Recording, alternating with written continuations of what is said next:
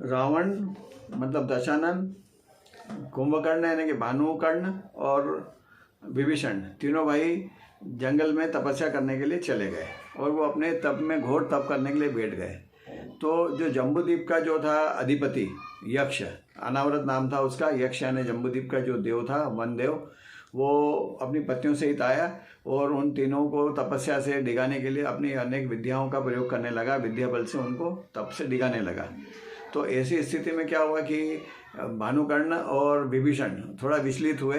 तो भानुकर्ण को तो 5 विद्याएं सिद्ध हुई और विभीषण को 4 विद्याएं सिद्ध हुई। लेकिन रावण जो थे मतलब दशानन बिल्कुल भी विचलित नहीं हुए अपनी तपस्या में। और उनको जब वो विचलित नहीं हुए तो फिर अनावरत यक्ष ने प्रसन्न होकर के उनसे मित्रता करी, रावण से अपना मित्र बनाया और इस प्रकार रावण को, दशानन को वहाँ पर अनेकों विद्याएं सिद्ध हुई। वहाँ से जब अपनी विद्याएं सिद्ध करके तीनों अपने परिवारजनों के पास आए तो उनके दादाजी सुमाली और उनके भाई माल्यवान और उनके पिता रत्नश्रवा तीनों ने उनको बहुत बहुत आशीर्वाद दिया। और फिर उनको रावण को बताया कि हमको एक अवधि ज्ञानी मुनिराज ने बताया था कि तुम प्रतिनारायण हो और हमारे कुल दीपक हो और हमारे पूर्वजों की जो भूमि है वो हमको उसके अंदर हमारा प्रवेश कराओ, मतलब लंका में हमको प्रवेश कराओ।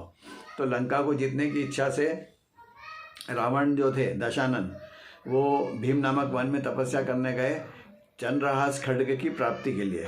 चंद्रहास नामक जो तलवार थी या खड्ग जो था जिससे कि कोई विद्या जिससे बहुत शक्तिशाली जो उस समय का जो था हथियार, उसकी प्राप्ति के लिए उसकी तपस्या करने के लिए जंगल में रावण चले गए।